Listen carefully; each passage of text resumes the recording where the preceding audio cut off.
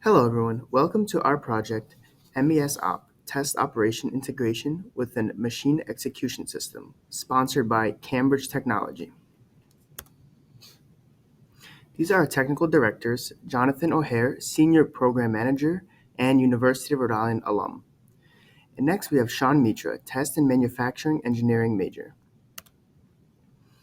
On the left is myself, Alec Goldberg, Computer Engineering major, and on the right, Ryan Bradley, Electrical Engineering major.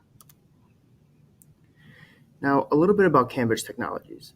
Cambridge Technologies designs, develops, and manufactures leading-edge laser beam steering solutions, such as polygon optical scanning components, galvanometer optical components, high-power scanning heads, and finally, controlling hardware and software for all of these components.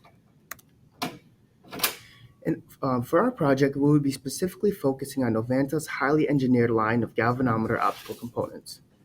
These galvanometers are built around a highly optimized moving magnet rotor and patented position technology, making Novanta the industry leader for these components. Now, how does a galvanometer work?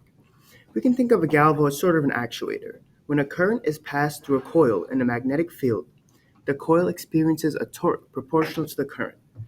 This allows us to quickly and precisely change the direction of the mirror, as we can see in the diagram. And for our project, we're going to be focused on the permanent magnet that induces the magnetic field.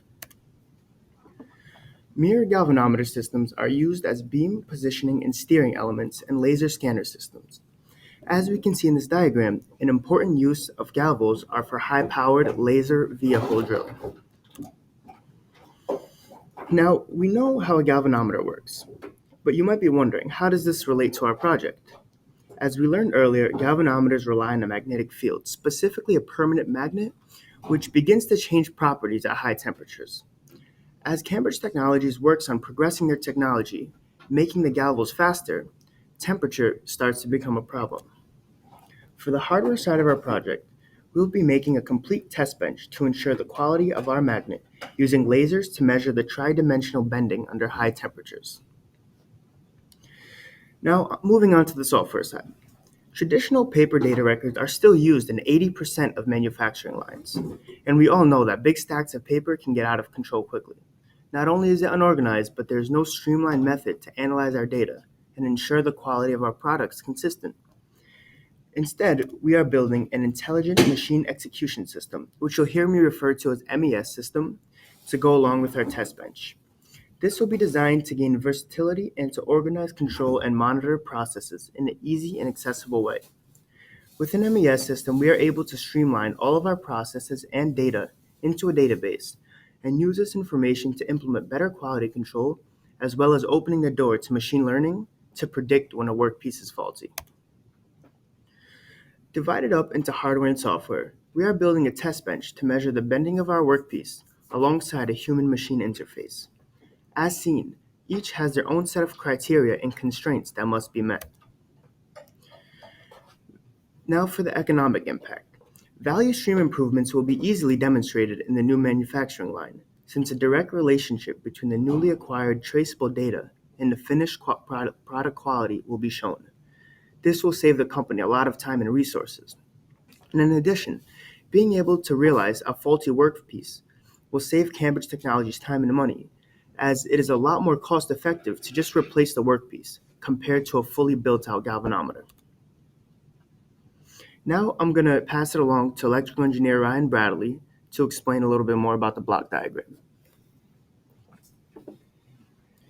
To understand how this project is going to work, everything will start off with loading the workpiece within the sensor.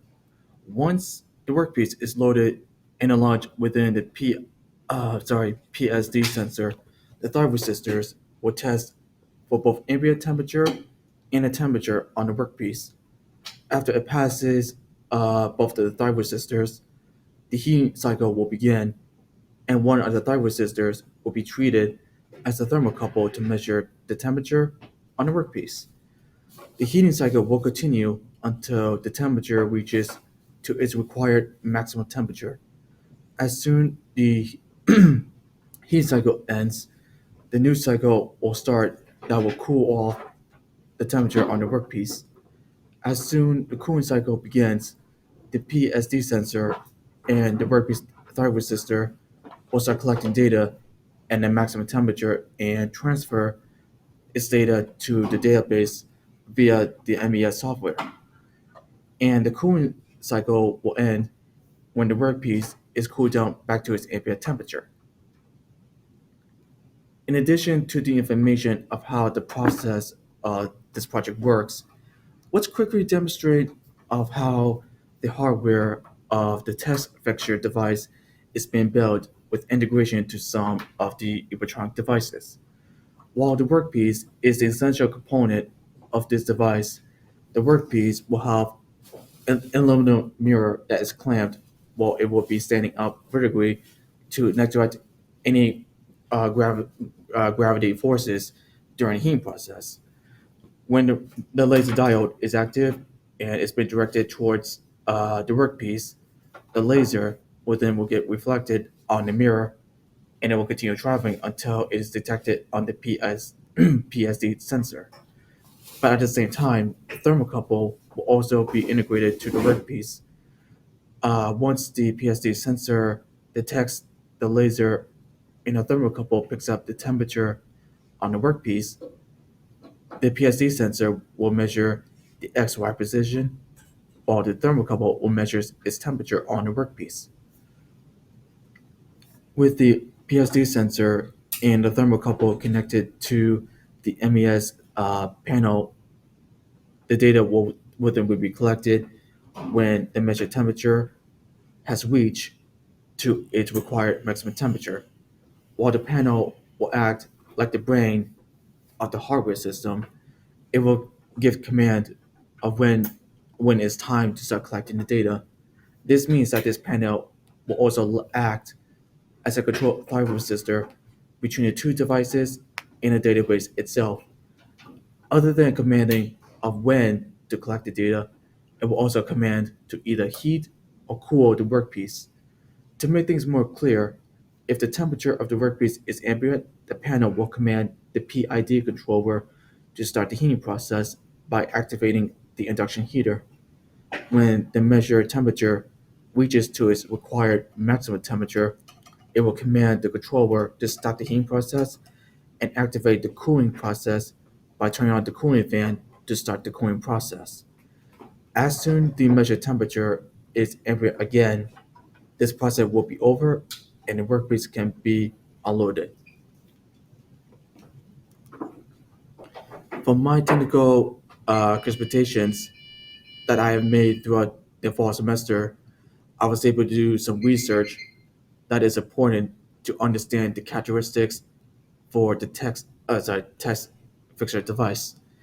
Based on the list of what I have researched, the workpiece is referred as neon magnets, and this element is known to be one of the rare earth metals, while it contains a strong magnetic field which can cause damage to any electronic devices, including medical devices in close range. Other than focusing on the workpiece, the PID controller is based on this theory of how the control temperature gets measured during the heating process, while PID stands for proportional integral derivative. For the RF EMI exposure, the coil of the induction heater generates electromagnetic fields which can impact our health, which includes symptoms such as headache, memory loss, sleep disturbance, and much more. In addition to my research, I was able to focus on the relationships that impact the workpiece, which include heat transfer from the coil to the workpiece itself, convection for heating and cooling, and reflection on laser. For additional contributions, the thermocouple was determined to be the device that will be used within the control loop while measuring its temperature. If you remember from the hardware diagram that we discussed about a couple of slides ago, uh, the thermocouple is required to be close to the induction heater along with the workpiece so we can measure its temperature. As the thermocouple measures temperature, the measured value needs to be converted as digital data, and the data will be transferred from the thermocouple to the MES panel. For the safety protocols, is referred to the workpiece is because this magnet has a strong magnetic field which can impact the safety to both the people and even any of the electronic devices. There are examples that impact ourselves and the electronic devices, which include eye injuries, flying objects, oxygen authorization, and EMI exposure. And for the semantic of the device, I was able to create an electronic sketch that can help of how we could be able to integrate the equipment for the hardware. Somehow it's not unique, but over time, the semantic has been modified of how we could be able to connect the workpiece, the sensor, and the laser diode during the entire process for both heating and cooling. For the next semester, I'm planning to make these goals as my key technical accomplishments that involves the hardware equipment for testing before constructing the final structure of the device.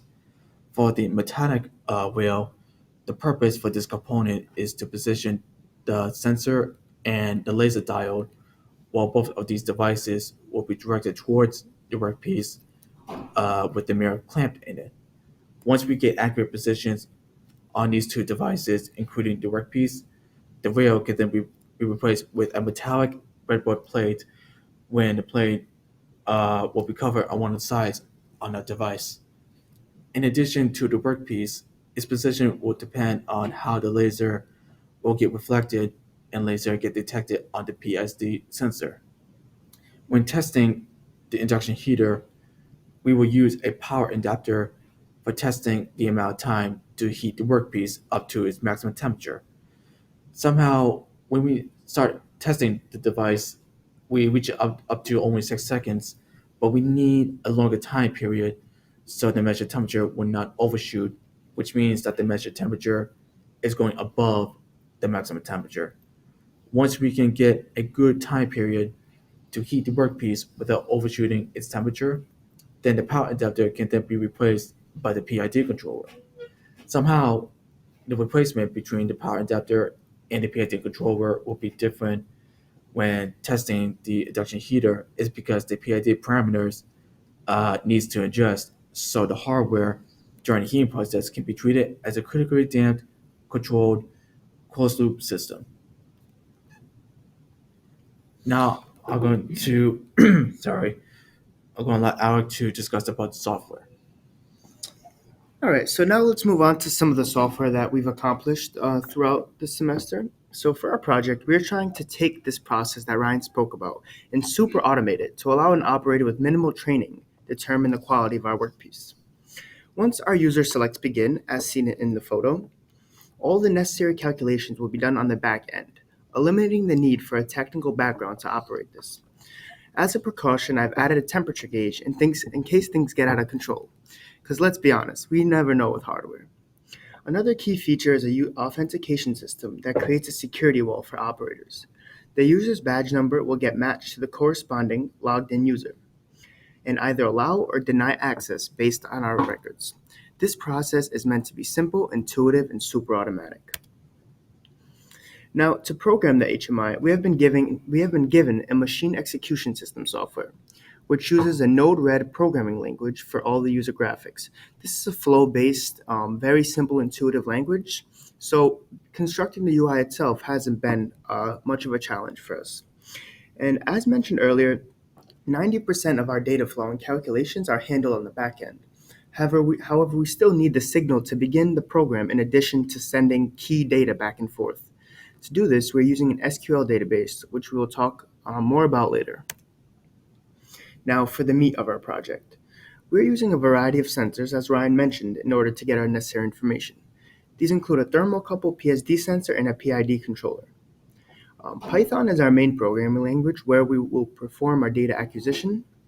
To begin, we are taking an initial PSD sensor reading to realize the initial position of our workpiece. We then send a signal to our induction heater to turn on. Our thermocouple is an indicator for when the workpiece reaches the desired temperature, and then we begin taking values from our PSD sensor. This gives us voltages, which we then convert into X and Y values. Using the displacement of these two values, we can compare it to our original displacement and be able to see if there are any changes in the position. If there are significant changes, we can realize that the workpiece is in fact bending, and we can't go on to the next step of the manufacturing process. In each step, we are storing our data into a time series SQL database. This allows us to retrieve values at desired timestamps, eliminating excess data that we have to filter through. Our final data then gets stored into another database, which is used to communicate with a human-machine interface, where the operator can see the condition of the workpiece. Some of the future technical accomplishments are to configure a PID controller. As we can see in the diagram here, the red line is what we currently have. We are experiencing some overshoot. Um, what we're trying to do is look more like the green line here, where our overshoot is more predictive and consistent.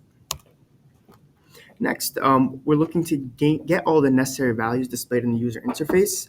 We're already getting them in an SQL database, and we believe that it's not going to be much of a challenge just to send over that information via the SQL query.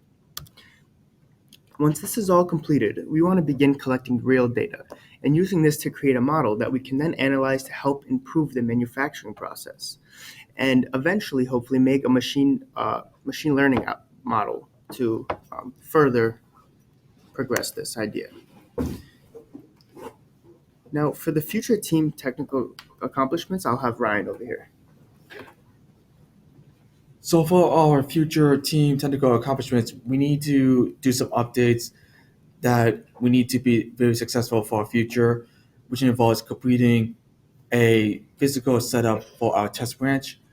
We need to be fully integral to our software with the test bench for all our electronic devices. And we need to use our accurate data so we can generate predictive graphs so we can be able to see which part of the literature is very accurate when we start doing our measurements over temperature and phase. We want to thank our technical directors, Dr. Sinek and Brendan Sherbeck, for giving us amazing opportunities to gain real-world experience on this project, along with advice and guidance. We are extremely grateful for everything, and we appreciate the effort that that is put us to make sure that we leave college with good experience, so we can use it for the rest of our lives.